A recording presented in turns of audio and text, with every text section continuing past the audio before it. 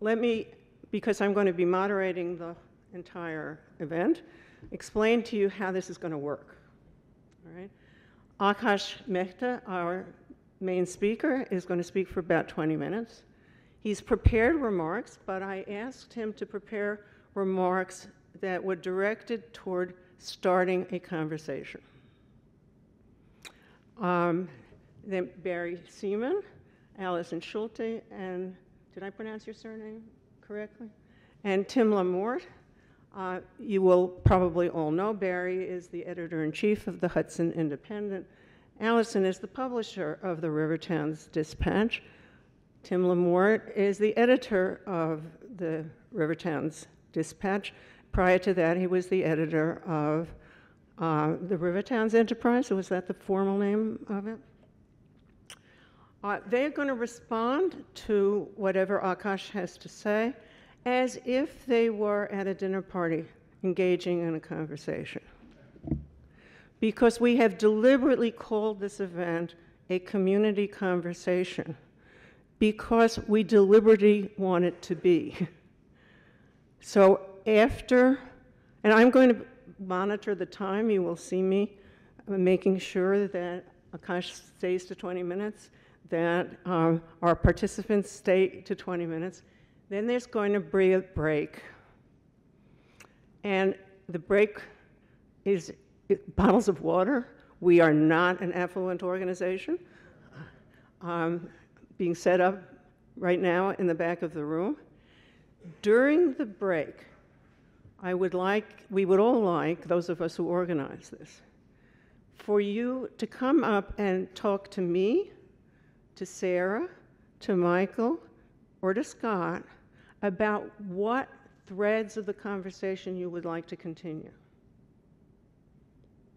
Because after the break, we will return, and we will literally have a conversation.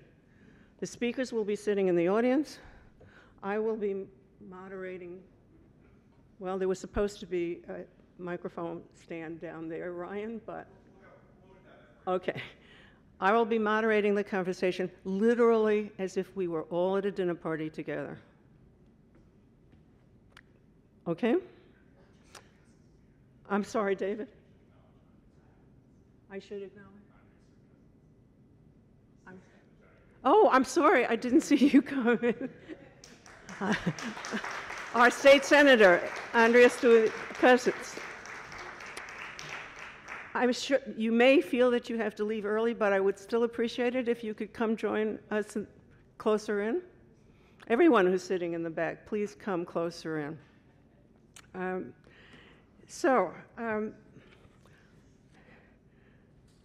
going to start now by telling you a little bit about I'm going to read from, my way of introducing our speaker, I'm going to read a little bit of the very first editorial that ever appeared in the Irvington Gazette on October 18th, 1907. The editor, at the time, the founding editor, was Frank Morrell. And this is the first paragraph of his first editorial. The title of the editorial is "The Gazette, a People's Forum." And this is how he started. When we said that we intended to make the Gazette a people's forum, we meant it. Our columns are open for all sides to treat on or to discuss every proper question. A fair hearing will be given one and all on political, religious, social, and local topics. It matters not to us whether the writer is a Republican, a Democrat, this is 1907, a socialist, a prohibitionist, or a freelance in politics, semicolon. It matters not to us whether the writer is a Protestant, a Catholic, a Jew, or anything else in religion. Which is, I chose, it was actually the inspiration for this conversation. about the role of local news in sustaining democracy. That said, it's a pleasure for me to introduce our speaker. Akash Mehta is the editor-in-chief of New York Focus, which is a wonderful, investigative, online newspaper. nysfocus.com. I recommend it to you highly. I didn't even know it existed until we invited you to speak. It is quite wonderful. Akash describes the New York Focus as New York's only state-wide nonprofit newsroom. More than 50 local outlets across the state republish their work, including a non-local outlet, the New York Times. Akash.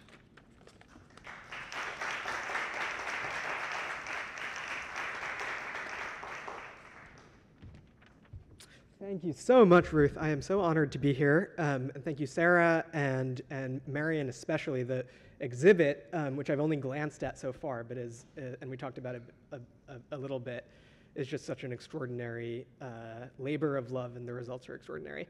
And I'm really honored to be here with all of you. I'm really honored that the Senate Majority Leader is here. I may have some questions for you in the break.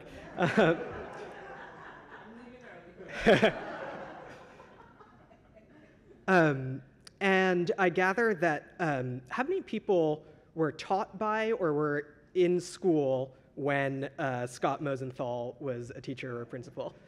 Okay, I see 3. Scott, 4 maybe. Okay, Ryan. I gather Scott started every English class with some calisthenics. So I was thinking of asking you to do the same, but maybe I'll hold off. As I was thinking about the theme of today's event, the relationship between local news and democracy, I thought back to a student that I taught in a class on media business a couple of years ago at St. Joseph's College in Brooklyn. His name was Daniel. He's now in his 40s, and he grew up for the first 10 years of his life in Greenwood Lake, a village of about 3,000 people in Orange County, about 45 minutes away from here. And among the things that he remembers most is a man named Ron Noack. Noack was the force behind the Greenwood Lake News, a 50-page newspaper that he put out without fail every week for 31 years. And he did everything for this paper. He was the reporter, he was the photographer, he was the editor, he did layout. And Daniel himself appeared in many editions of the news, especially for the Little League games that he used to play. And Daniel's mother still keeps those articles in a scrapbook with her to this day. And so for the last assignment in this course, I had the students profile a local newspaper somewhere in the state, and Daniel chose the Greenwood Lake News. And he interviewed the woman who served as village trustee for 40 years. She told Daniel that Noack was the best reporter in the world and kept the village together during tough times, like when their synagogue was destroyed in a terrible fire.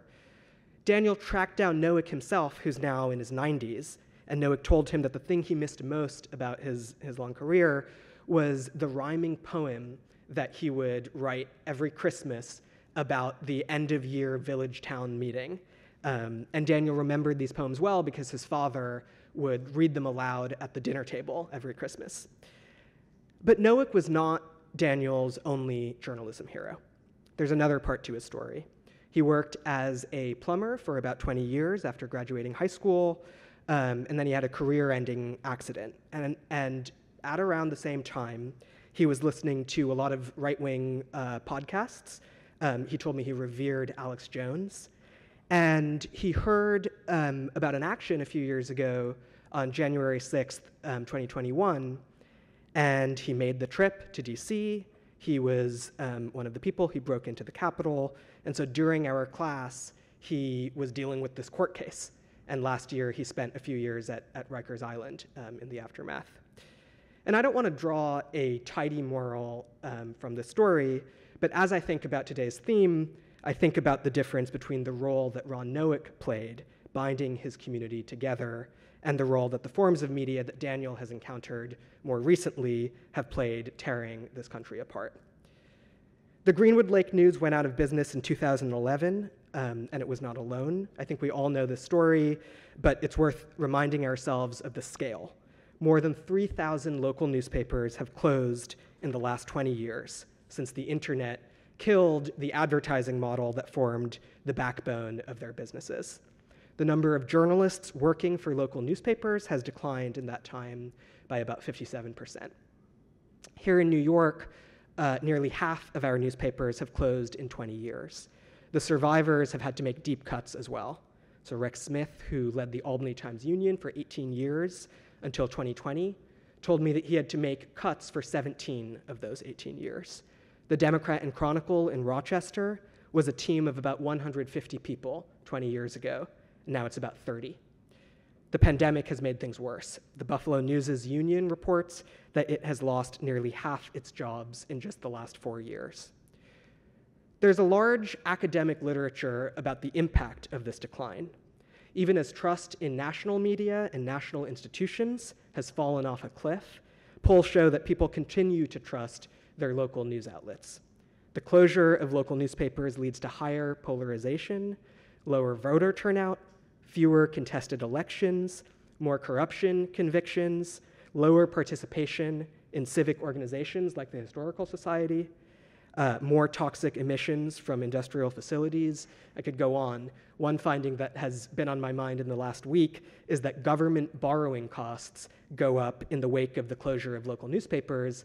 And this has been on my mind because we did a story last week about Rockland County's arranging of a $575 million bond to essentially bail out Resorts World Catskills, a casino there, based on rosy projections that attendance and revenue is about to climb by 80%, when in fact consultants that they have retained themselves, the county has retained, show that revenue is much more likely to fall by almost 80% because of the licensing of new downstate casinos and the competition they'll bring. In the absence of careful reporting like that, governments make bad deals and taxpayers and residents suffer the consequences. Okay, that is the grim picture, but there are many people who are working to turn things around, including all of us here. And I want to tell you just briefly about the outlet that I run, New York Focus. We launched just under 5 years ago as an effort to bolster one part of the state's media landscape, which is coverage of the state capitol in Albany and its impact on residents around the state. New York State is a vast enterprise that makes decisions every day of enormous consequence. The state government spends more money each year than 90% of countries. And there are many state agencies that are bigger than entire state governments elsewhere in the country that don't have a single reporter covering them full-time. We rank 47 out of 50 in terms of the number of State House reporters we have per dollar in that state budget. New York Focus started as an extremely ragtag group of early career journalists just under 5 years ago. We turn 5 next month. And for many of us, it was our first real job. In fact, I should put job in quotes because we didn't have enough money to pay ourselves at first. We didn't have a business plan, we didn't have an audience plan, but we did have important stories to tell. And in the months after we launched, we were actually quite taken aback by how much traction the outlet gained. Readers passed around our stories to their friends and colleagues. Editors reached out to co-publish them. Funders took bets on us. I'll talk in a minute about our financing model. And most surprisingly to me, policymakers, such as those in the audience, were surprisingly responsive to the stories. Even in the first few months, we saw state politicians make major decisions in light of our stories. We are now a team of about 15 full-time staff, and we've been proud to see the impact of our work deepen over the years. So just this year, the health department began implementing a law incentivizing kidney donations after we reported that they had stalled on that program for about 3 years. That law is projected to save about 100 New Yorkers' lives each year. The company in charge of the massive home care transition underway recently told lawmakers that they would explore better health insurance after we did an investigative series on the fact that the plan that they offered tens of thousands of low-income home care workers didn't cover services as basic as covering doctor's office visits. Last week, we reported that the state assembly will give 10% raises to an overworked unit of rank-and-file legislative staffers after we reported that low pay in that unit was driving extremely high rates of burnout and turnover, which was in turn leading to major errors and bottlenecks in the legislative process. I'm extremely proud of this work, and it is also just one piece of the puzzle. We're doing some of the work that local papers, politics and investigative bureaus used to be able to do more of. We are not doing arts and culture reporting. We are not doing obituaries. We're not doing local business coverage. We're not taking pictures of people that their mothers will keep in a scrapbook 30 years later. We do, however, hope to support and work with the papers that are doing that work. We offer our stories to outlets to republish for free. As Ruth mentioned, there's a network of about 50 local outlets across the state that do so. One of my proudest moments last year was when the Daily Star, a paper in Oneonta that has been in operation since 1890, published a letter to the editor saying, "Kudos to the Daily Star for publishing the work of New York Focus. It's a breath of fresh air to see robust, nonpartisan reporting on what's happening in Albany, in contrast to the slanted news that we often find on national cable television." The last thing I want to say is that while the problem is dire, the solutions are not beyond reach. Can anyone guess the total annual cost of what it would take to replace every single full-time reporter in the United States that has been lost, full-time local reporter that has been lost around the country? It's $1.5 billion, which to me is an extremely small amount of money compared to the scale of what's been lost. But I think, and this is one question for the panel, I think we are not going to get it entirely through the old model alone, through subscriptions and advertising, because not every paper has a brilliant business strategist like Allison at the helm. 2 newspapers continue to close every week. We need to find new models of funding local news, and I will briefly mention just 2 of, to me, what seem like the most promising. The first is the nonprofit sector. New York Focus is a nonprofit, as is the Hudson Independent. There are more than 500 of us across the country now, across the continent, I should say, employing more than 3,000 journalists. Most of us don't have paywalls. Instead, we make the case that our work is a public good and deserves support in the same way that the arts do or that food pantries do. And I will make that case to you right now. If you have the means, please consider supporting the work of outlets like those of us here, and the work of, and all of our work. The total size of U.S. charitable giving each year, just for a reference point, approaches $600 billion a year. That means that if just 1/4% of charitable giving went towards local news, we could hire every reporter that has been laid off.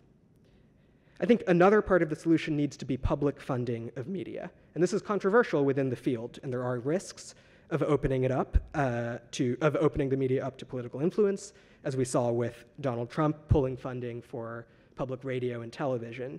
But every funding model carries a risk of bias. Being funded by wealthy individuals and foundations risks catering to their interests. Being funded by advertising with the tendency towards clickbait that can incentivize carries risks as well.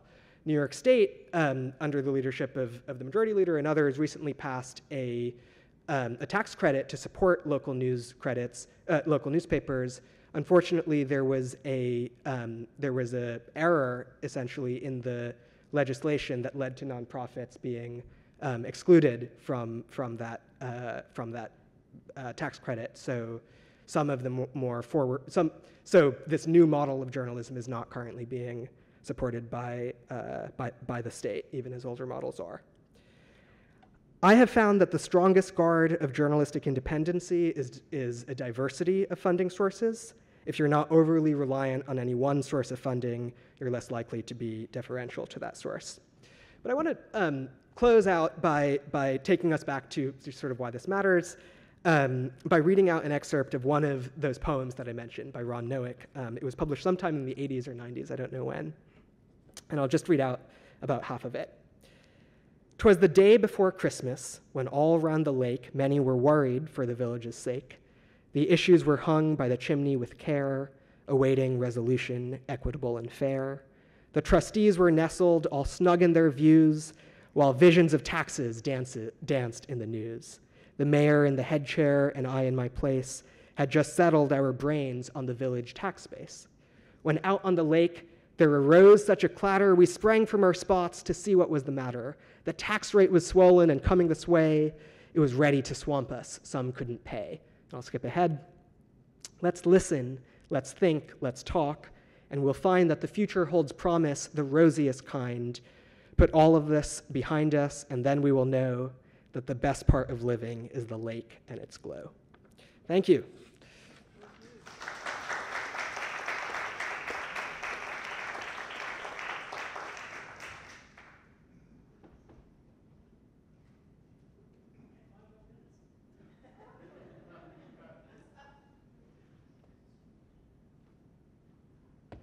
At this point, I'm going to ask our panel of participants to respond to in any way that they feel appropriate. But I want to do for the Hudson Independent and the Rivertown Dispatch exactly what I did for New York Focus, and that is give you the URL in which you can A, subscribe and donate. Okay? For the Hudson Independent, the URL is thehudsonindependent.org. Sorry, .com. Right. For the Rivertown's Dispatch, it is, I believe, rivertownsdispatch.com. Right. Not hard to remember. Take it away.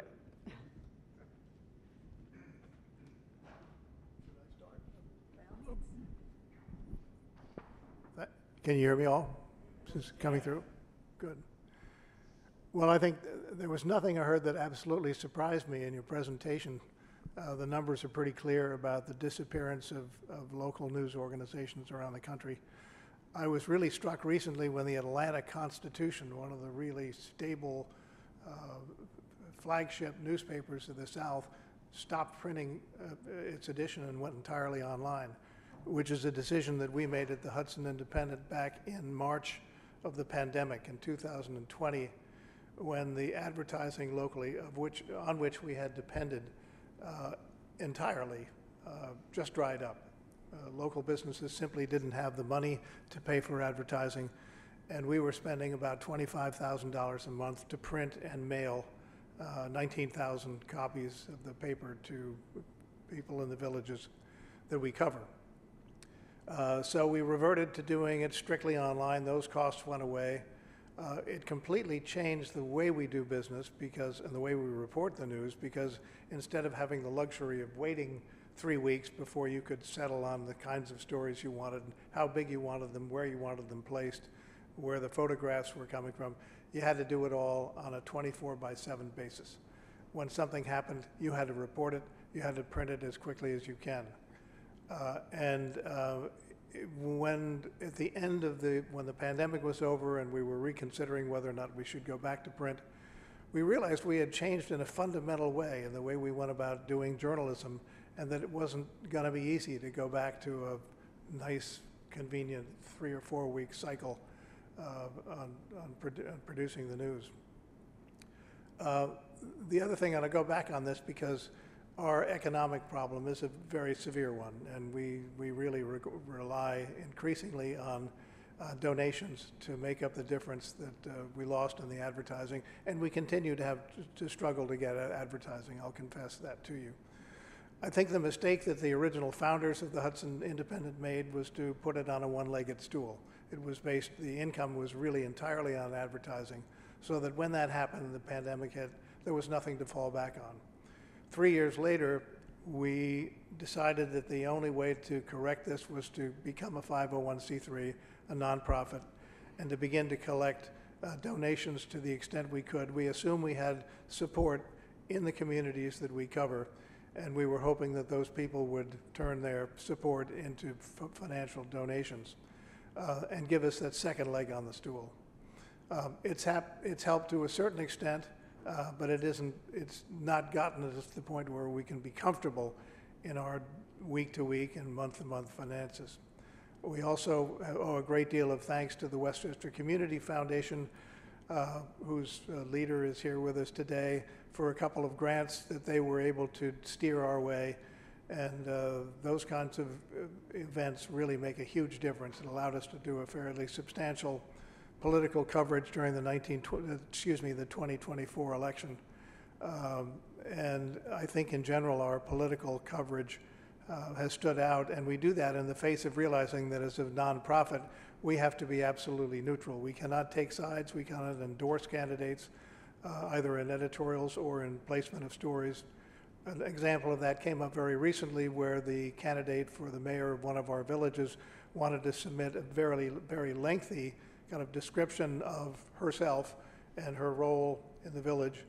And there just was no way we were going to be able to print that without violating the stipulations of the 501c3 relationship with the IRS. So we lost that, and one of the other local papers ran it verbatim. It wasn't you. Because the village isn't in your territory, that's why. So I think I've babbled on here enough. I'll give the microphone to Allison, I guess. Yeah, great. Hi. Such an interesting rundown. Thank you so much for your perspectives, and I liked listening to you as always. There are a couple pieces I wanted to talk about. First, just a funny thing that Barrett and I have talked about in the past. He and I basically have had the opposite path. I think I've worked my whole life in digital, and this is actually the first job with the Dispatch that I've had that is a print paper. I will say it's not a decision that I came to lightly, deciding that after the enterprise closed and I left my corporate media job in Manhattan to open up the Dispatch. It wasn't a decision that I came to very lightly to make that a print paper, but there were kind of two really important things I was thinking about there. One is, my gosh, senior citizens were saying, you must print this in print. It has to be print, has to be print, has to be print. But another really interesting constituent that I was talking to here is actually parents. And in making the Dispatch, creating something that is for the entire family was really important to me. I've young kids myself. I remember picking up my parents' ambient media as a kid. We got the New York Times. I had the New York Times on the counter. My dad listened to Don Imus, so I listened to Don Imus, for better or worse. But there was that ambient media that you have for your kids. And with the media that I consume, for the most part, I read my New York Times on the app, I listen to podcasts in my ears. I didn't have something to leave on the counter for my kids. So it was very important to me in making the Dispatch to have something to leave on the counter. So I must confess, I somewhat miss digital because I know how to do that better. When we first started printing the Dispatch, the first couple of weeks of figuring out the print layout that Tim knows very well, I was absolutely learning on the job on that piece. So just wanted to point out that interesting parallel. The other piece that Barrett was talking about is this idea of having and Akash was talking about this as well, having a couple of legs of the stool as a funding model. My gosh, that is the most important thing I think that I've learned both in my previous roles and certainly in this one with the Dispatch, of having a couple of different ways that money can come in, who it can come in from, the cadence that it can come in. Currently, we're pretty much a three-legged stool operation with subscriptions from readers. It comes in on an annual basis. money from advertisers that comes in more frequently. And then there's a third leg of the stool that we're playing with around events. Of when we host a forum or a panel discussion or even something like an expo. And then this will be a much smaller leg of the stool, but I'm very excited about it, so I'm going to talk about it. We are also about to launch up with classifieds, which, man, I cannot wait for, because the people who want their tag sales, just peer-to-peer announcements of, hey, it's Nana's 80th birthday, want to put something in the paper for that, I'm having a tag sale, I got this old car I don't know what to do with. It really feels to me like one of the things we used to have from local papers, and then we had from Craigslist from a long time, was this place for just peer-to-peer notifications that just isn't there anymore. So I'm that's our experimental third leg. Has I think probably solidly 2 legs, and then I've got a third one that's kind of wobbly on the side. That's always where the experiments are going on. The last piece I wanted to call out. Unlike both New York Focus and The Independent, we're a for-profit outlet. I must say that doesn't mean we're making a profit, it just means we are a for-profit designation. And one piece I wanted to call out about that is you're saying, oh, you couldn't publish something because it violates the 501c3 standards. I must say, I also, and this is something Tim and I talk about a lot, is neutrality and running the paper in a neutral manner. I think truly because of our subscription basis, and I can't afford to not have everyone here feel represented in this paper. I have no desire for, even though I guess from my tax status I could, neutrality is incredibly important, both in terms of our values and honestly in terms of our finances of how we run the paper. So those are just a small collection of thoughts. We can talk about other things, but I will pass it along to Tim.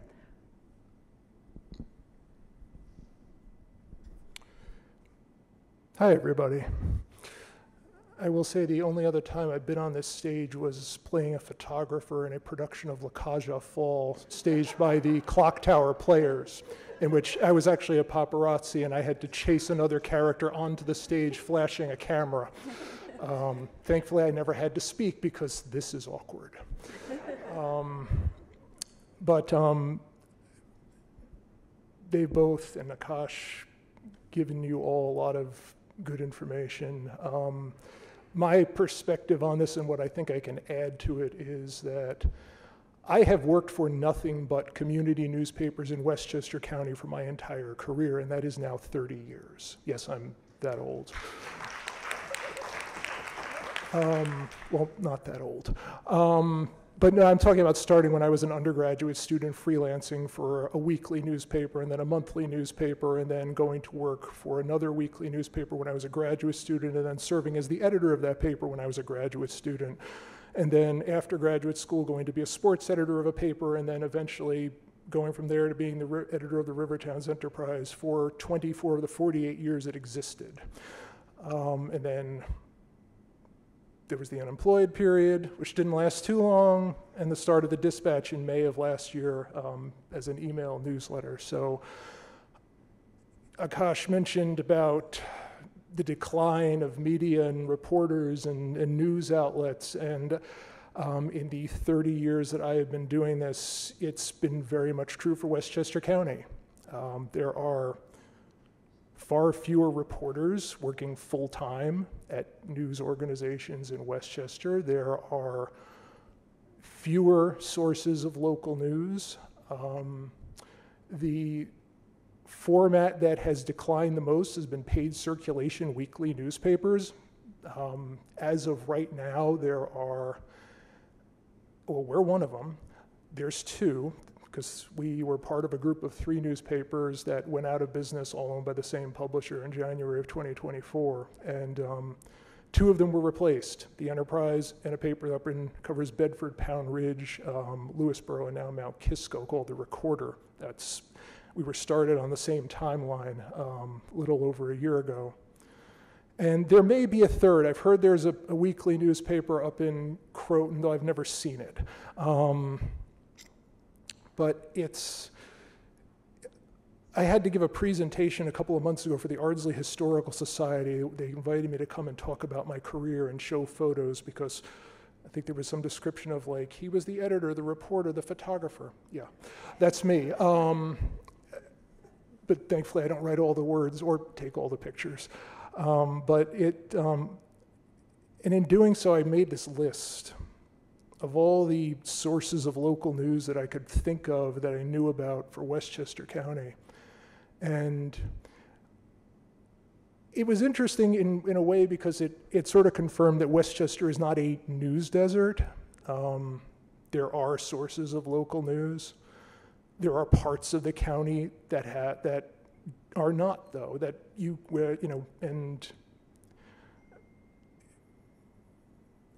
we're talking cities like White Plains, the county seat. There's no source of local news there. Mount Vernon, not that I'm aware of. There's a couple of sources giving it a go in Yonkers. Not the way I would do it if I had to cover Yonkers. That's a big, complicated place. Andrew Stewart Cousins knows. She lives there. But there are, if you were to go and talk to everybody who's running every different source of local news in Westchester and say, how are you doing it? You'd get a different answer from everybody. Everybody's got a different format, a different formula, legs on stools. Allison, we're also going to hopefully start publishing legal notices from municipalities and school districts. That's part of the third leg, too. No. We don't cover Yonkers. We don't have the staff for that. If I was going to cover Yonkers, I would need all the staff that I have now and maybe more. Yeah. But everybody's doing it a little bit differently, and in terms of funding, but also just in terms of their approach. There are everything from publications that are actually employing journalists to produce journalism, to publications that are printing press releases and pretending it's journalism. I'm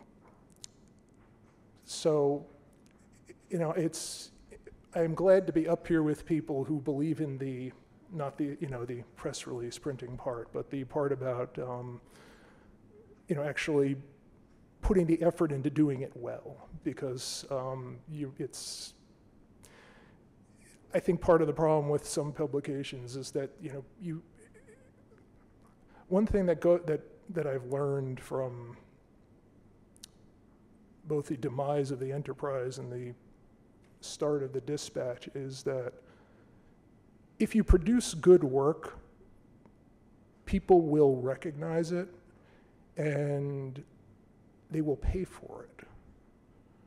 I'm not going to sit here and say we have as many subscribers as we need right now, but we have subscribers. We have people who are giving us money on a yearly basis to do what we do because they appreciate that, and that is reassuring. And I like to think that it's, for anybody out there who's trying to give this a go, find your focus, put your best effort into it,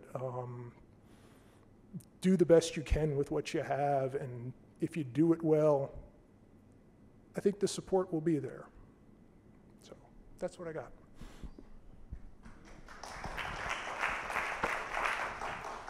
So we are way ahead of time, and so I'm going to give us a few minutes to start the conversation now. And I have two questions. I know Akash also has something to ask, so let me just start with two questions, because I know that some of our local politicians are in the audience.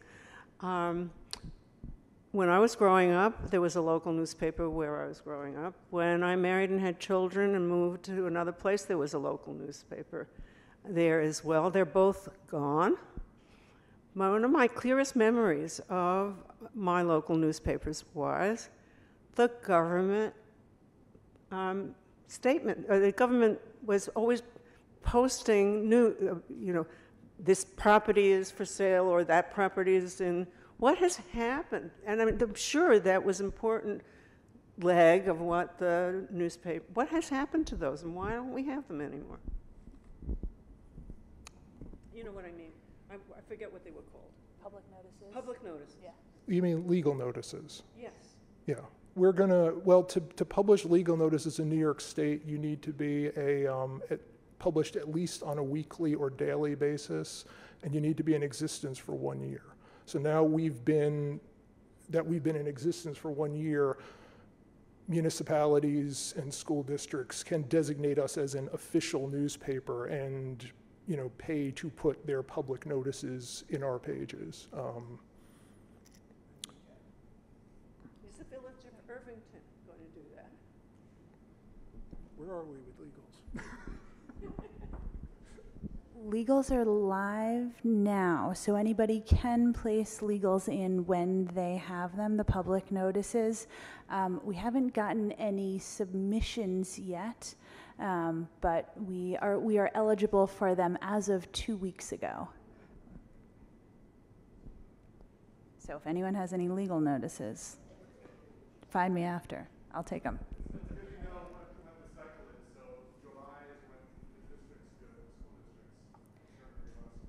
So the school district, I believe the school district in Irvington has named us as a paper of record. I don't think the village has yet. Does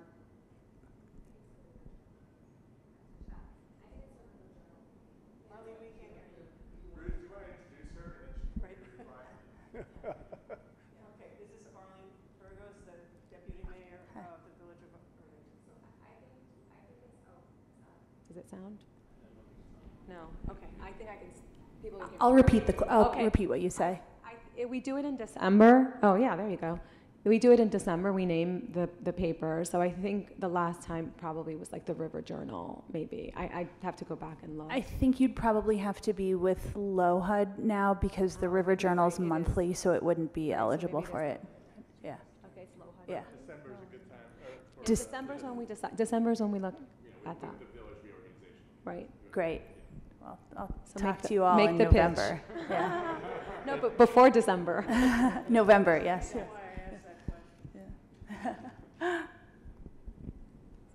Unfortunately, we can't accept public notices because we're not a print paper. I would love it if the state would revisit that separation and give us the opportunity to play on an even field with the print papers. The other thing, and just going back to what Allison said, talking about classifieds, I agree with that. I should have mentioned myself. It's something we are considering. Just this past week, I had 3 notices come over in my mailbox asking to print a classified ad, and I had to respond, we don't have a classified section, but maybe we should. So I started to ask to run this by our staff, and I think shortly you're going to see a revision in that. And it's at least a source of income, not to mention, I think, a source of great interest of readers in general.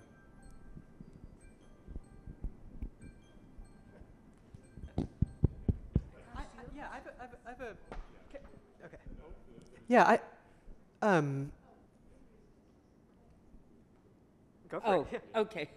No, I know. I was just going to respond to Barry, but I did want to say that I really appreciate the conversation. I, in a past life, was a journalist. I always wanted to be one. And I respect so much what you all do. And I do believe that local news is critical to our civic engagement and our understanding what's happening in our local communities, which then, of course, fosters involvement in all sorts of ways. So I really appreciate what you do, your continued efforts, and trying to find new ways of getting it done.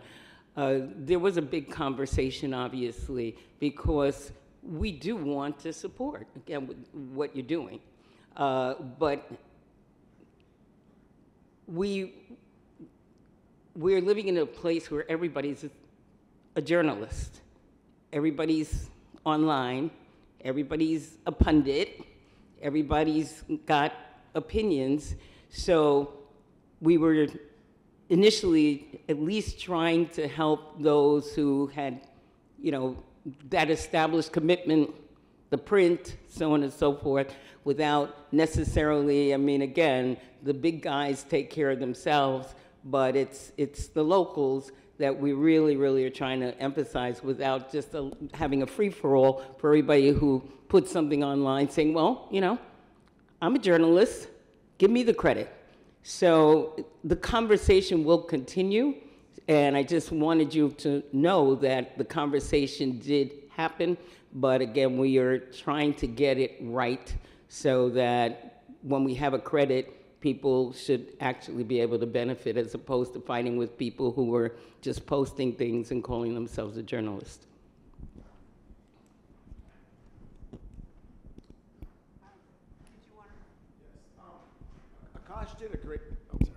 Akash did a great job of both being humble, but yet really giving good examples of the importance of what their publication, their online publication has done.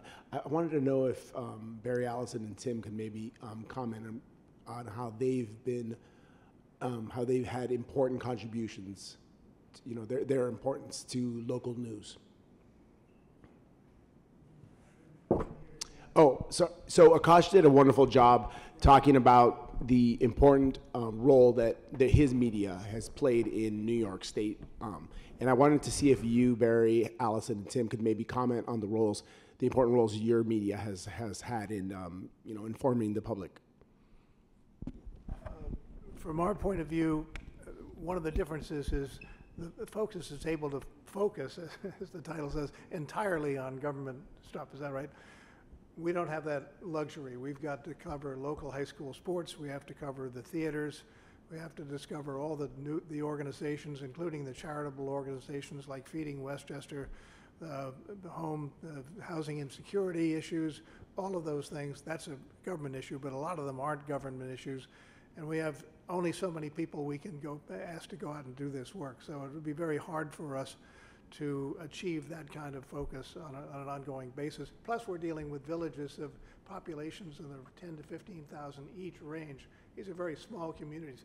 They're so small you can't even do a decent poll, find out what people's views are. So it's a tough market to break into because of the fragmentation. Yeah, I have an anecdote to share. One of my thinkings in starting the paper and why this is so important is we need to, as a community, have a shared set of facts of what's happening. And then everybody can and should disagree on top of that, but you need to know what's going on in the school board rooms, in the village halls, on the streets. And then have a letters page on top of that, and everybody can have their disagreements on top of that.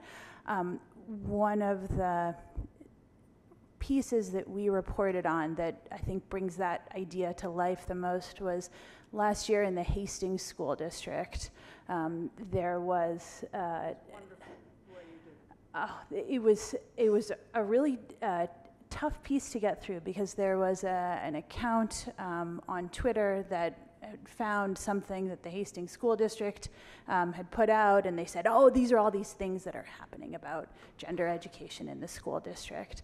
And there was just swirl on top of swirl on top of swirl on the internet. And what Tim and the reporters did is went and talked to the superintendent, got the curriculum, reported what was happening, reported what was how the school district was responding to it, how the community was responding to it, and just the facts, ma'am, right? Like, here is what happened, and pulling back from all of that swirl. So that's a piece that I'm particularly proud to have published, and I think exemplifies the type of work we want to do, which is start with the facts. Everyone can disagree on top of that.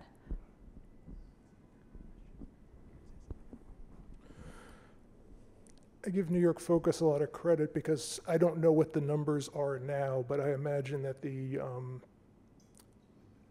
number of full-time reporters up in Albany is a fraction of what it used to be, and they are filling a void.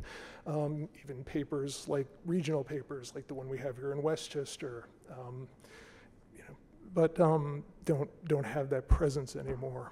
But as far as one thing I'm very happy about with working for the Dispatch, and it was part of when we were getting this started, it's like if you want to make a newspaper every week, I can't make a newspaper by myself. I'm one person. Yeah, I'm full-time, but I can't do it by myself. You want it to be getting good anyway.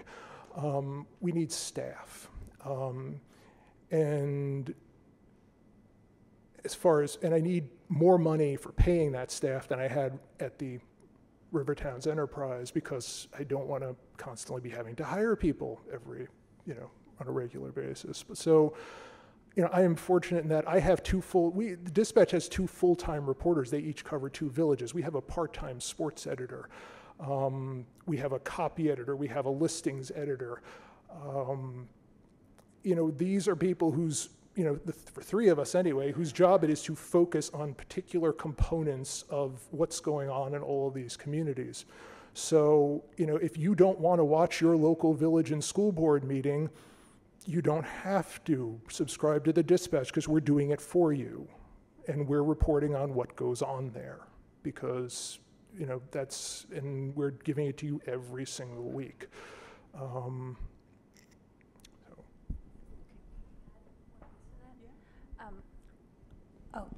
I just wanted to add one piece to what Tim was saying there is, Akash was talking about kind of new revenue models. I also think it's very important to make the point that Tim just made, and I'm not particularly good at this, I need to be doing it more than I do, make that point real clearly, because the difference between what you were saying, Miss Stewart-Cousins, Leader Stewart-Cousins, and the difference between just, if I had a blog and I went to some things and I wrote my opinions, that would be, first of all, terrible. I would not do a good job at it. And second of all, that's real different than what a newspaper is, of professionals who know how to develop sources, who know how to research, who know the history, who know the context. And that professionalism costs money. I think there is an expectation a lot of times that, or there had been an expectation a lot of times that news should be relatively low cost, news should be free. What we're creating here with Dispatch in particular, it's not cheap. Like Tim just listed off the number of people who work there. In order to pay their salaries, like we charge a decent amount of money per year for us, our subscribers, but our bet, to Tim's point, is people will pay for quality, and that is the premise on which we launched the paper and what we're working on now. And a thing that I need to keep saying, we're creating quality, so that's why you get it. Sorry, Michael, or I don't know if I can call on people. She can. We had a plan for this conversation, but the conversation has taken place without our plan. And so I'm asking you and the 4 of you whether our plan was that we would take a break, you'd have a chance to get up, use the restroom, have a little bit of water, and then the 4 speakers would go, there are the reserved seats, and we were going to have this conversation all on one level. But we're having the conversation anyway. So, and it's really important to this conversation that Andrea Stewart-Cousins be able to stay here, that David be able to stay here, that Arlene be able to stay here. So I'm asking now, were you planning to leave at the break? I was, because I'm scheduled to be on a panel at 4 o'clock. So I'm out. So what do you say? Some people have already gone and gotten water and brought it back to their seats. Would you mind very much if we didn't take the break and we just continued? Okay.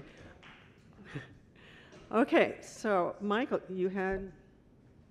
Oh. There's another. Oh. There's another microphone. Let's. We had. Yeah. Michael, would you just come down here and we can pass the microphone around? Okay. Yeah, so Pass out water. Yeah. I just wanted to say to Akash, you said that you started 5 years ago with, just an aspiration and talent, and now you've got 15 reporters. And I knew you were going to get back to your funding model, but I don't know that you did. So what is your funding? How many legs do you have on your stool? Yeah, and we have, thank you for the question, and we have 15 staff, about who, I think 7 or 8 of whom are reporters, and we're covering a state with a budget of, depending on how you count it, $230 billion, $250 billion. But yeah, and so it is both, feels so much larger than we sort of thought it would get to when we launched, and feels like we are scraping the surface of the work that there is to be done. We're funded almost entirely philanthropically, so we don't have a paywall. Our work is free to read, free to republish, and we receive support both from institutional philanthropy, both in New York, places like the Park Foundation, Trinity Church Wall Street. I believe the Community Foundation here a potential grant is going up, is in conversation, which would be enormously appreciated, and allow us to expand our coverage here. And then also through individuals, both readers who donate, $5 a month, $10 a month, and readers who are able to donate $10,000, and make the kinds of gifts that they make to other civic groups. Yeah. Could I ask a question of the political leaders in the room, which is just how does journalism, what role does journalism play in your jobs? And for those of you who have been in office or in government for the last 20 years, as we have seen this seismic transformation of the news media landscape, the decline of the type of work that we are doing, and maybe the increase in the type of Pink Slime or Alex Jones of the world, that we've also talked about. Just how has that affected your jobs? Okay, I'm going to interrupt just for 1 second to say that Scott Mosenthal is standing on the other side of the audience. He's got another microphone. So there are 2 microphones that can get passed around. Just wave your arm if you want Scott's microphone. David, you wanted to say something? Yeah, well, so just to respond to your question, Akash, I read 5 or 6 news sources every morning in bed before I get out of bed, right? Because I know that the most important thing to me is to know what's happening in my communities, right? The communities that I represent, right? And so in order to do that, I need to read the local journalism, right? So when the enterprise went under, it broke my heart, right? Because how, just on a functional utilitarian level, like how am I supposed to respond to what the public wants if I can't find out what the public wants through something besides me personally contacting my constituents, right? But like you said, and as the majority leader mentioned, right, there's a lot of kind of freelance journalism out there, right? And you kind of need to pay attention to that as well, right? There's some I listen to more than others, and there's some of higher quality than others, right? But it is something that's certainly very important to me, right? And certainly has changed a lot since, like I think 20 years ago, the New York Times was covering the Westchester County Legislature. Not the case anymore, right? The Journal News had a full-time beat reporter for the county government. Not the case anymore, right? And now I'm very cognizant that a school board race well, which is not covered by the dispatch. A school board race might be the only information that is out there, might be what's on the social media pages for those communities, right? Very real possibility that's the case. And that's why it's so important what you do, right? And I think it's so important what Allison was saying, to have a common set of facts that are agreed upon, right? Because otherwise, quite literally, social media, the most errant Facebook posts might be the only information people have about a local election, and that drives policy outcomes. Yeah. I think from my perspective, other than reading it for our own, to sort of know what's going on in the communities, but I think it plays an important role because so many people, for local government, for our board, it's really hard to get the information out there, right? So there are initiatives that sometimes are many years in the making, and the residents are just not aware. So really the importance of the local papers kind of covering what's going on, and in Irvington, sort of our facilities planning and streamlining, that's a source of information for the public that I think is very, very important. And that it be fair and unbiased is really important, right? Because as you say, in social media, there's already a lot of bias and skewing of facts, so that if you have a source where people can sort of go to make their own decisions about what they agree with or don't agree with, but at least their starting point is a set of facts, I think is extremely helpful, because the misinformation is not good for the public. It doesn't help us locally to kind of move forward. So I think I felt the same way, right? When everyone was like, oh no, what's happening? We need local news. We can't lose these sources of information. So I think it's really vitally important that they continue.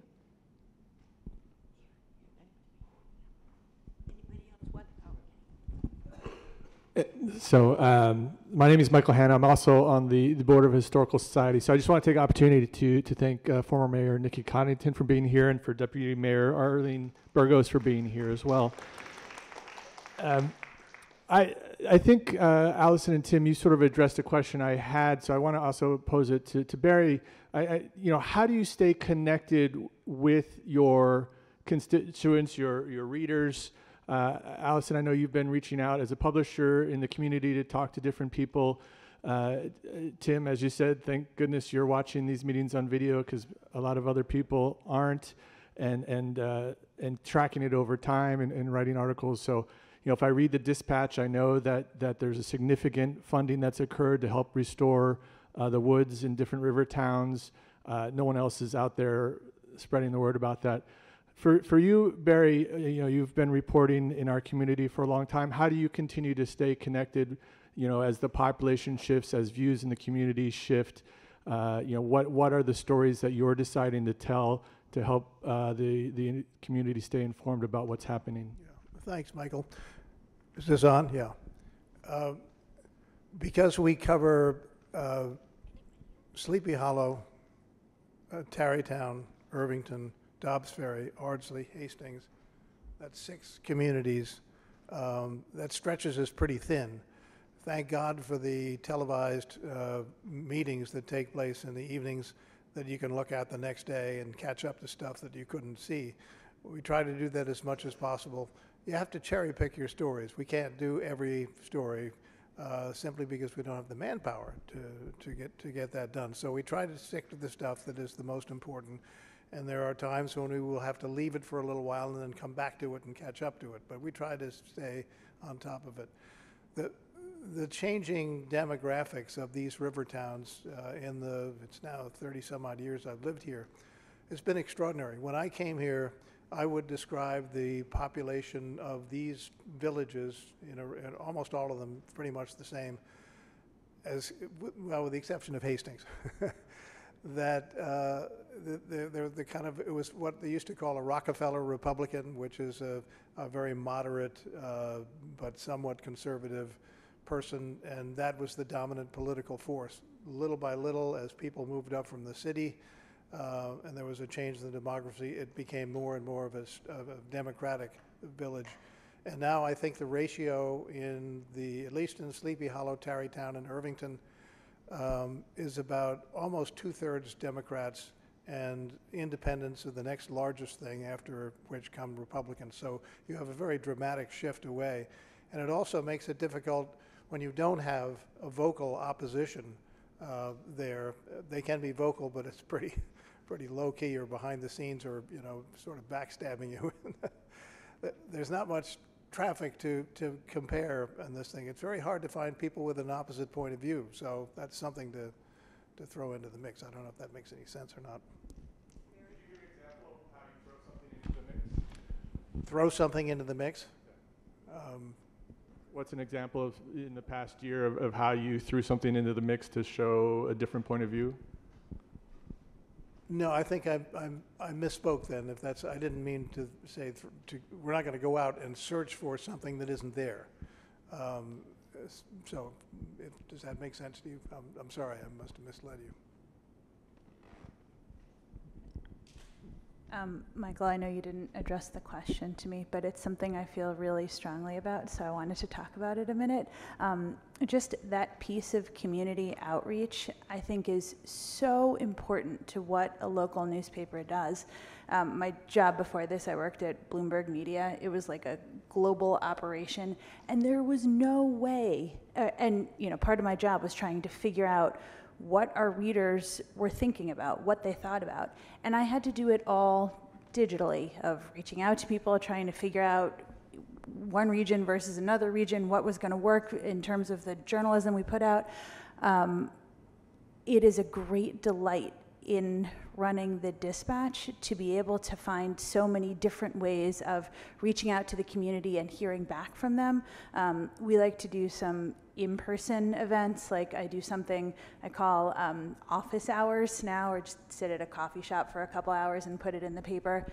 Very few people come to office hours, so if you ever want to talk to me, just call me. But office hours, it's not particularly well attended, but it's very important to me to do that and have that voice and openness and transparency about what we're doing. I also, in the paper itself, I think the paper is stronger when it has the voices of the community in there.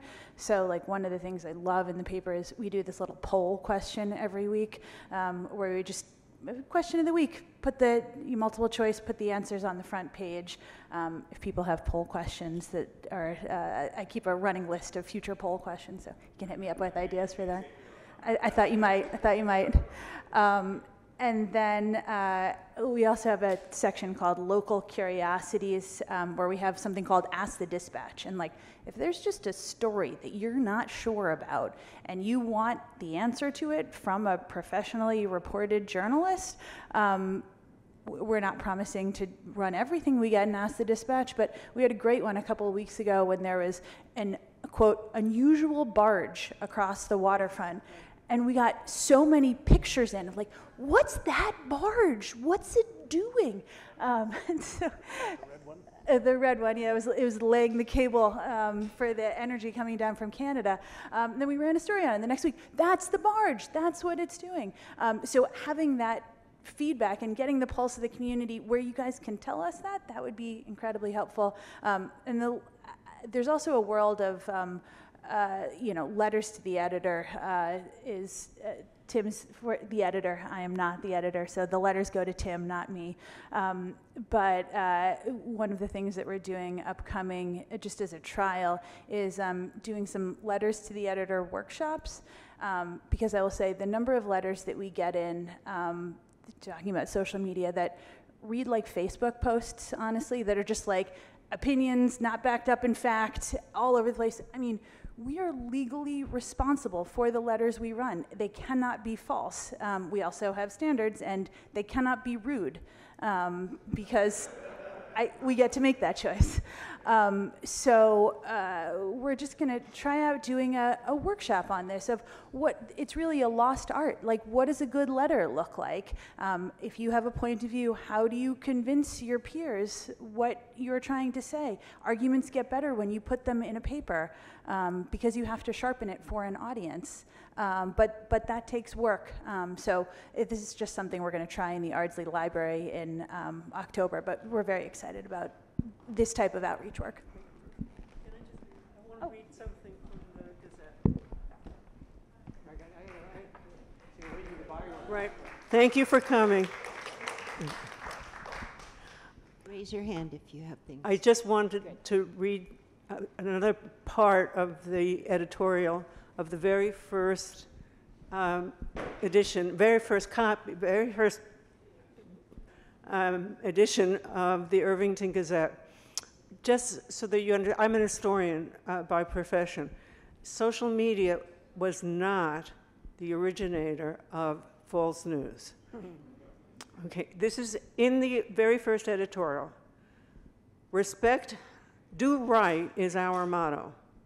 Respect others as you desire to be respected when acting in good faith and with worthy motives. This is a great country, but no one political party or religious denomination or particular frame of mind has made it what it is. We all have had a hand in the good work, and if it is to continue upward and onward in its career, all must lend a hand in overcoming obstacles, righting wrongs, and securing results. 1907. Go ahead, speak. So I'm so glad that you do letters to the editor, and I've really been appreciating them because that was a real loss when the Enterprise went away. In addition, 20 years ago when I first ran for office locally, the Journal News actually not only still had letters to the editor, but they had editorial board meetings with local candidates from our villages. And then they would, write about them and endorse them. I mean, to me, that's amazing to think that, a regional newspaper had that capacity back then. And now, of course, they don't even have letters to the editor, let alone, endorsements. But I just wanted to mention that, and I don't know whether you guys, I know you, Barry, you mentioned that you can't because you're nonprofit, but whether the Dispatch has any thoughts about candidate meetings? Can I just respond? Nikki, I remember those days very well, and I remember as a candidate for village trustee here in Irvington going before the Journal News editorial board over in White Plains. It was done on a regular basis. Right now, I think the Journal News is down to 7 reporters. David McKay Wilson is just retired. A bunch of other people took a package from Gannett, and I don't know how they're going to get their job done. It's ridiculous, but that's part of this whole process. On letters to the editor, I just wanted to say this, that I consider them very important and really encourage them because it keeps the debate going and it makes the full connection back to our readership that's important. One of the problems in policing them, however, is we get a lot of letters that are robo-letters that come in. They're people from all over the region, sometimes all over the country, about international issues that while our readers care very deeply about what's happening in Gaza or what's happening in Ukraine or what's happening in Washington, it isn't our purview to kind of concentrate on that and spend a lot of space giving these people voice on issues that are really tangential to the lives of people here in the Rivertowns.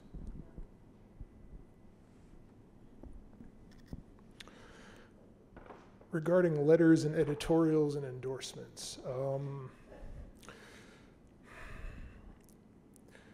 important point to keep in mind regarding letters is that you are entitled to your opinion, you are not entitled to your own facts. And that part of what I have to do as the person through whom the letters go before they end up in print is make sure that statements being made are accurate and make sure there's nothing libelous. Because anything we publish, whether in a letter to the editor or including in advertising, we are legally responsible for. And so if there is something libelous in a letter to the editor, the person who wrote the letter could be sued, and so could we. So fact-checking letters to the editor sometimes, especially when there's a very contentious issue, sucks up a lot of energy. As far as editorials go, we don't have editorials in the Dispatch. We did in the Enterprise. I was the editor of the Enterprise for 24 years. I think I stopped endorsing candidates at some point within the first 5 years because I am a journalist. My job is gathering and sharing information. I have no interest in telling you who to vote for. I will tell you everything I can come up with about, here are the candidates, here are their backgrounds, here's, what they, find ways to talk about their positions on different issues. If they want to write in a letter to the editor talking about their positions on different issues, they are more than welcome to. I have no interest in telling people who to vote for. I did it when I first started. I did it because it was sort of like, well, you're supposed to endorse candidates because that's what newspapers do. And then after I did it for a while, I realized, well, no, I don't have to do this. There's no reason to. Let's just give people the information they need to make decisions on their own. Yeah, it has been interesting to see nationally as well, the debate over the New York Times stopping endorsements in New York City elections, the Washington Post in presidential elections. This year, a group of journalists downstate started an initiative that I think is pretty interesting. It's called the New York Editorial Board, and has one or two journalists from a whole host of half a dozen or so news outlets downstate, and I'm on this board, and we interviewed mayoral candidates in the New York City mayoral election, and we didn't make any endorsement, but we published the transcripts of all of those interviews, and we asked pretty tough questions, which is maybe why Andrew Cuomo didn't show up, but it has been really interesting, and I want to. That was city focused, but we're going to continue it beyond the election. We recently had Bill de Blasio, the former New York City mayor, and we're going to continue it with city officials. And I'd like to think about what type of version I can be a part of creating that. Similar structures around the state or in Albany. Anyway, and it's also been a really exciting way to collaborate with other news outlets. It's an idea for you guys, yeah.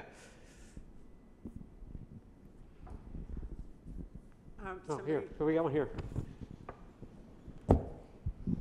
Hi there. I just wanted to thank you also for publishing all of your letters to the editor. I think that's really elevated the conversations that, new residents like myself, I moved to Irvington just a few years ago, but I've learned so much about a lot of the bond issues, even with Hastings when they were doing the school board renovations. I just found that really interesting, and online it's such a mess to really figure out what people believe. But being able to read the letters to editors as they were submitted on either side was really helpful for me. So thank you for doing the work. I know that can be very difficult, but thank you. I realize that you all don't usually post those online, and I wanted to kind of hear about your comments and decision-making process about kind of not keeping those out of the fray of online comments, maybe the Facebook era of all the different village groups, and keeping that space separate, but also a lot of your all strategies are either digital or a blend of the two. The poll you mentioned, where you use polls that show up in the paper, and I think that's really interesting. I always look forward to seeing the little results in the bottom corner of the dispatch. But also some other folks, you're co-publishing. You're more digital at the New York Focus, but you're co-publishing and kind of expanding your reach and through a blended model. So I just wondered if what your thoughts are on how you're managing the digital and the print side and trying to help increase circulation for yourself and your visibility, but also making some strategic decisions like with letters to editor to not put those out in the fray and think about those things strategically. The way our website is set up is that if you are a subscriber to the Dispatch, there is a PDF uploaded to each new issue, uploaded every Friday. So you can go, if you wanted to look at the paper online, you can go, and it's just for subscribers, to that section and flip through a PDF. It's basically just as if you were flipping through the paper digitally. So you will see everything that's in the newspaper. We don't upload the individual letters to our website because I don't have the time. The way our website is set up right now, if you're not a subscriber, you can sign up for a free account. And if you have a free account, you can view whatever stories we upload each week. And we upload few, 3, 4 stories that are just meant to be give you an idea of what's in the paper. And then each week on Fridays, we create a little email newsletter. We send out links to those stories. And so if you have the free account, you can click the link, read the story. But it's just meant to give you an idea so that hopefully, once you see what it is that we're doing, you will buy a subscription. Yeah, I'll just add to that. This is something that we also thought a lot about when starting the paper. There's plenty of great news outlets that run their operation digitally. For us, digital's a marketing vehicle. It's a place for people to start to get a taste of what's in the paper. It's also a great place for that interactivity, like with the poll, submitting letters, submitting events, that type of thing. But in having the physical newspaper, that physical newspaper is the product that we're selling. Everything we do digitally is just looking for exposure to new audiences and some interest. To the question about why then don't we put the letters, which arguably could get a lot of attention, up on Facebook,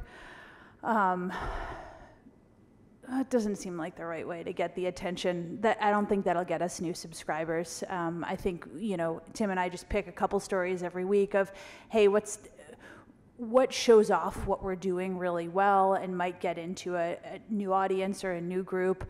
I'm not going to say never, but I don't see resubmitting our letters into the fray of Facebook as a good way to get new people to pay money for the newspaper, and that's the goal. This is not an issue for us. We're all online. Everything is there, all of the letters. What we do to try to get word out to the people who are not going to the site voluntarily themselves is we send out an e-blast every few days that features 4 stories that are new, that are on the site. And remember, because we are not limited by print, we are putting up stories every single day. There's a new item on the website. So it's as current as you're going to be able to get. And I think having that e-blast draws people's attention, and it links it back so that you see one of those stories, those 4 stories that appeals to you, you can click on it and you go taken immediately right back to the entire site. Allison, is it so this is on? Okay. Okay. Oh, I'm sorry. So Allison, more what you were talking about, different ways you engage people. Well, I just thought long-term investment, the children's part, that they are submitting things for the newspaper. How did that come about? I think it's the most wonderful thing. It will help them want to have printed newspapers in the future, hopefully. Yeah, it's a real investment in the future, and those have been a labor of love. So for context of what she's talking about, there's 2 things we have in the paper. One is a section called The Little Dispatch, which runs about once a month. That's an after-school club that a friend of mine runs, and then the results, and she teaches them what journalism is, how to develop sources, how to interview someone, what makes for interesting topics. They do illustrations too, and then we run that in the paper once a month. We also have a program for high school students that we're actually just starting back up again for this school year, this coming Tuesday, where it's awesome. There's a couple of professional journalists who live here, 2 from the New York Times and 1 from, he used to be at MSNBC, he just switched jobs. And when we started the paper, they said, hey, this is so cool, how can I help? Like, I can't write for you because I have a full-time job, but how can I help? And I said, oh my gosh, let's do a high school program. So we've got about 9 kids signed up from the 4 public high schools in the area that we cover, and they pitch stories of what they want to write, work with these 3 journalists on refining the pitches, refining the stories, and then we publish them in the paper with a little marker that it is by these high school kids. So between the two of those, those are such fun parts of the paper for me, of just developing what that looks like. I can't wait until some of the elementary school kids graduate to the high school program, and then the graduates of the high school program come back and work for Tim. So that's the plan. Hi. I forgive me if you touched on this before I got here because I was late, but I was someone born in the 1900s, and I love paper and newspapers, and my kids make fun of me all the time because I ask them to buy me a paper. And do we have evidence that the kids are reading newspapers? Because I can't, with my arthritis on the phone, read the news. It's just not, but I realize that because I'm old, quote unquote old, do you think it'll ever come back, really? I know that these things that you're trying will help, but I just want to support all the local papers I can. It's a funny moment for, if you're talking about like print newspapers. Print. Like, it is a funny moment for print making the very most minor comeback, which of all things was started by The Onion. I mean, we were printing before The Onion switched to print, but can't give us credit for starting this trend. I'll just tell you my own beliefs of it, and this is not evidence-based, of having the physical thing to hold in your hand is a different reading experience than looking at something on a phone or on a computer, and both are really good and really useful. Downside of print is it's slow. We got stories, but you're not going to read them till next Friday morning, and that cadence both can be limiting, and it also, at least I find, causes you to take a breath a minute. Like, we don't have to race. It will come out on Friday, which for the speed of most of the things that happen here feels relatively appropriate. So I can't promise that that's going to make a comeback, and I don't have evidence that everybody under the age of 20 is groveling for a newspaper. I wish it were the case, but I think it is something that's worth teaching.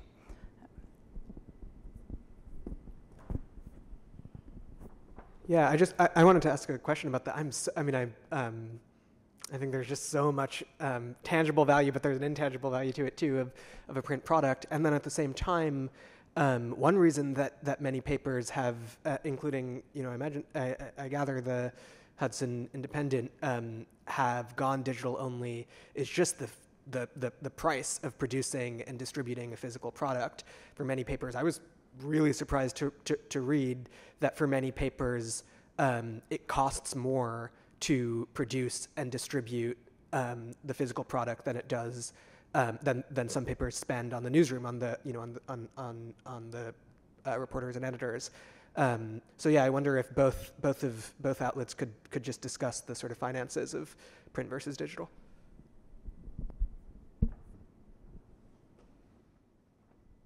Yeah, so I will say of our spend, about 80% goes to journalists, and then 20% goes to print production. So that's like roughly what our breakout looks like. It is expensive, but I also have found, and I think you might see this differently, but I've found that both with advertising and subscribers, it's certainly easier with advertisers to sell the thing of like, it looks like this, here's the paper. And then of subscribers, I've worked in a lot of jobs selling digital subscriptions, and man, I really don't like paywalls. Like, I find them very annoying. You have to be registered, and you don't have to pay to look at stuff on our site, so that still is annoying, and I'm sorry to all of you that we do that, but we do want to get everyone's email address. We don't make you pay for it. But I think that there's not a good reason for it, but having a physical product has made it easier to sell in a way that offsets the costs for us for the moment for where we are. I don't think it's the right path for everyone. Like Tim was saying, every paper is going to have their own way of scrapping and getting by, and figuring out how to evolve to the moment and work within their constraints. This is the formula that seems to be working for us for the moment, but it's not a panacea by any stretch. No question the biggest problem for us not being in print is on the advertising side. There are local advertisers, especially the real estate people, who simply want more real estate to be there, and you can't provide it on a screen, even on a 15 or 16-inch laptop. It's just not going to be the same now. Two things are working in favor of a digital world, I think. One is that the number of young people, the percentage of young people who really exclusively use digital to get their information is not only big but growing. Am I right? The second thing is, I think you never can tell what technology is going to deliver for you in terms of a more attractive presentation.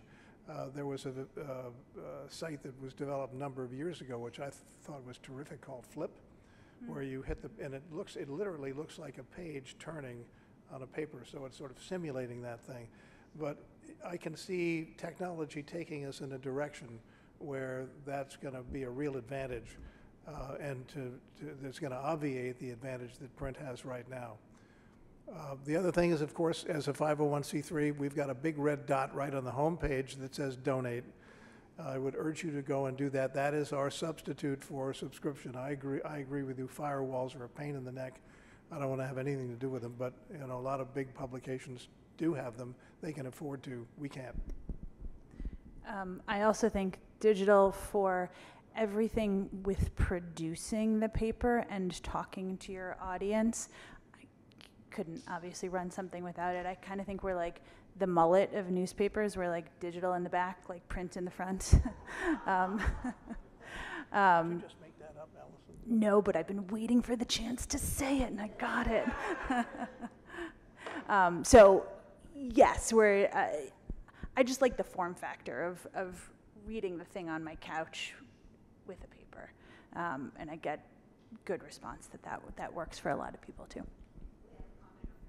Yeah, I'd like to ask about how local is local, and do you feel any responsibility? I realize you have limited resources, but covering what's going on in New York State, which I know that New York Focus does an excellent job on, but the public is not educated about what's going on in Albany, and we need to be, because there's some really important legislation, and we just can't fight all the lobbyists in Albany, and we really need to get public support for things, and we need knowledge for the people. And how could you help us do that? Because I realize it might not be within your purview, but we need it. Yeah, I'm very excited that Akash is doing what he's doing, and I'm looking forward to talking to him after about how he works with papers. I will say for our purview, like Tim was mentioning, we've got 3 full-time people, and we are very careful to not bite off more than we can chew in terms of when we sign up to cover an area or a topic, making sure that we are an authority on that topic and making sure that we have the context and can put it out there responsibly. So I would say in terms of what we are doing, we are hyper-focused on local, but I'm very interested in how Akash's model layers in. I will also add that I got a great piece of advice when starting the Dispatch, and it was advice written for journalists, and it's basically saying, hey, look, before you go cover a story, make sure, Google it. Make sure there's not like 10 other stories out there, and if there are, you got to know how your angle is going to be better and different than the 10 other things that exist on the internet. And with things that are happening in our 4 villages, there aren't a lot of other sources for these 4 villages, right? So that really feels like the opportunity, the place to focus between what Barrett's doing, what Tim's doing. Like, we have a responsibility to bring those stories to light because they're not being covered anyplace else. I think it's having a couple different layers of organizations of covering, like the Albany piece. I don't want to cover the Albany piece. I want to talk to Akash about what he's doing, right? The world of like partnerships and working with other people on that is important too. I want to ask a follow-up question to your question, and go back to economic questions. I'd like the two of you representing the Dispatch, Barry representing the Hudson Independent. How many staff people would you like to be able to add in order to cover the things you really want to cover, in order to have more time to do more than just edit the letters to the editor? And then I want, Akash, since you gave us the original figures, how much would it cost to add the number of staff people, roughly speaking? And then I want to ask the audience what you can do to increase the income of our wonderful local news outlets so that they can hire more staff.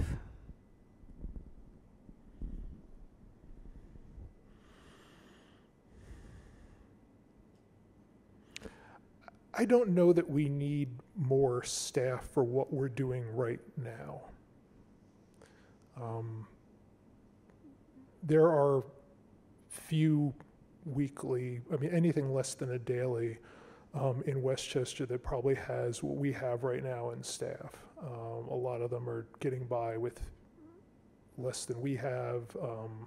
Some are getting by without having anybody collecting a salary, just, paying people on a per story basis.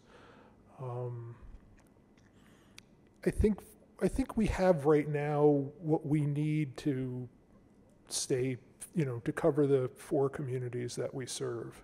If it ever got to be more than that, then yeah, we would need more people. I'm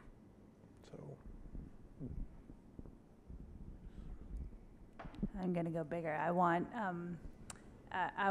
at-large investigative people, and I want people that, one of the things with having a weekly is Tim and our writers. Each of those writers publishes 4 pieces a week due to Tim at noon every day except for Friday. Is that right? No, I'm wrong.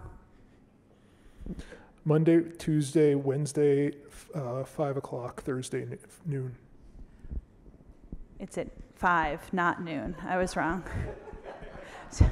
So they're each publishing, or they're each writing 4 stories, 4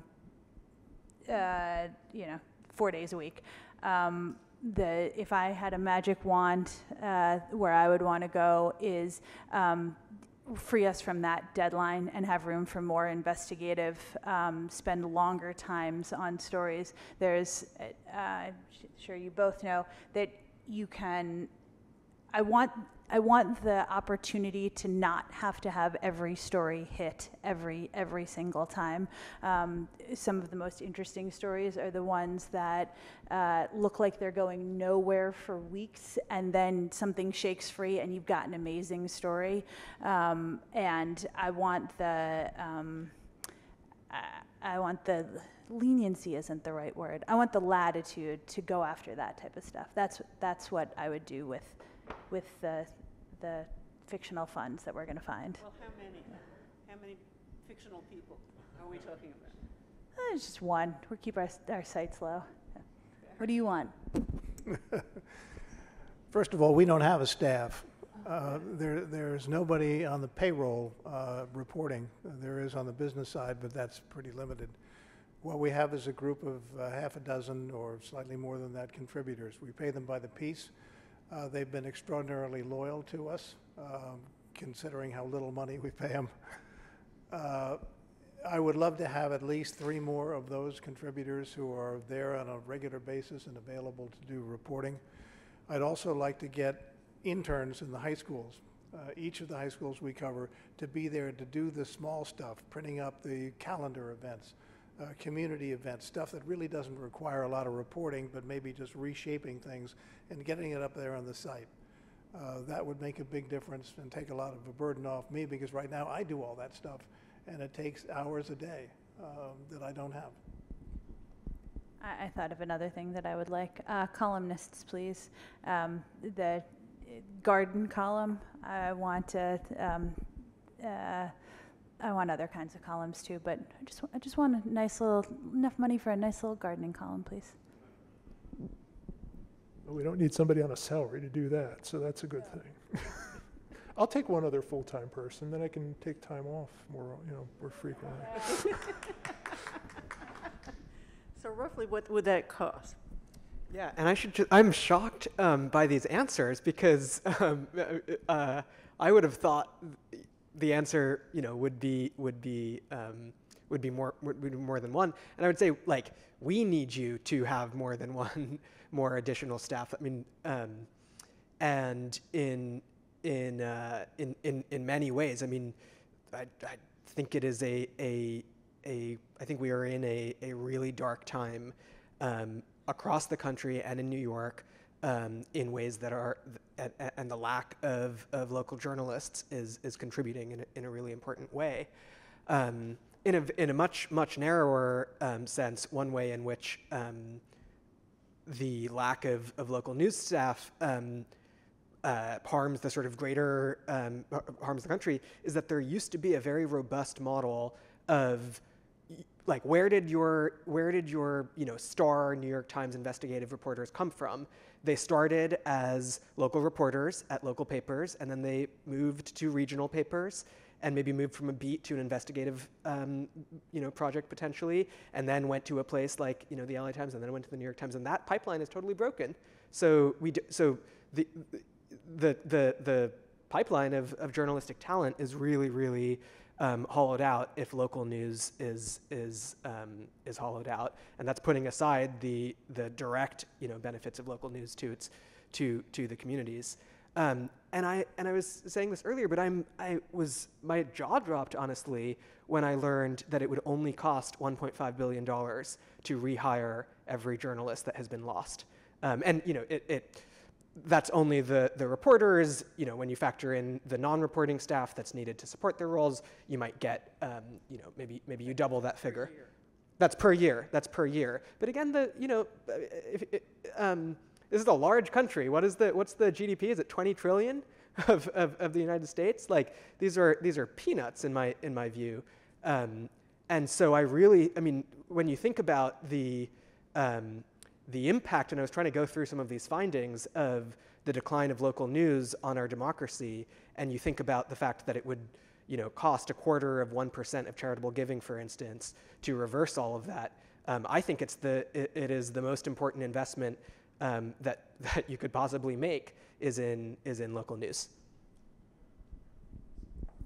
Something I would just add to this.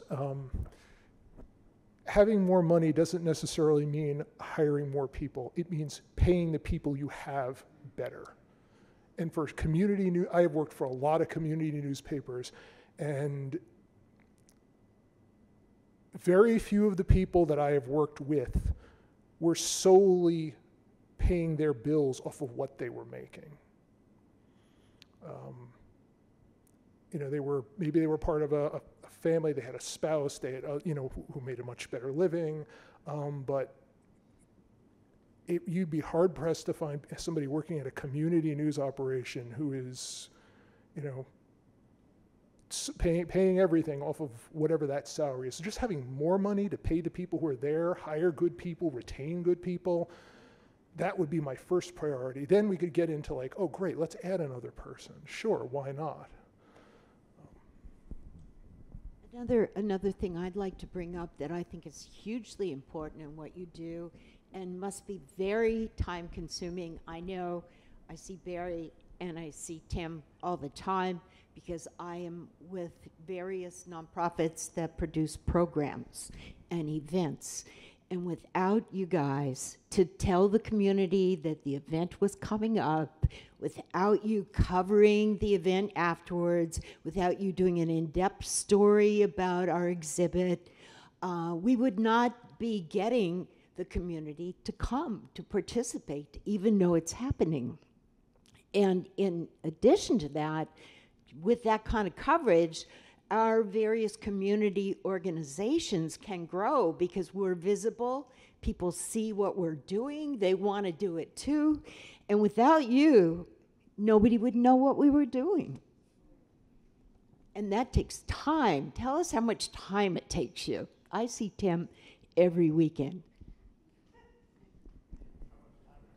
Michael Hanna mentioned the Irvington Woods earlier. Yesterday morning, I was out in the Irvington Woods with a group of Girl Scouts who were picking up little bits of glass and bottle caps at Split Rock, which is this part where the teenagers like to go and spend time. And they hold a trash can out there. So now there's this big metal trash can right there next to Split Rock. How much time does it take? I don't know. How many days off in a week do I have when I'm not doing anything? Very rare when there's not a day when I'm not doing something and I'm not at an event. But that's also because I'm also the chief photographer, not sports, thank God, for the paper, in addition to being the editor, in addition to being a reporter. So. You ask, is this working now? Yeah. Do you have a microphone?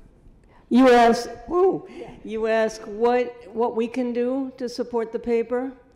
It's to get people to subscribe. That's really the most important thing. It's your neighbors. People, especially young people, are not used to paying for news.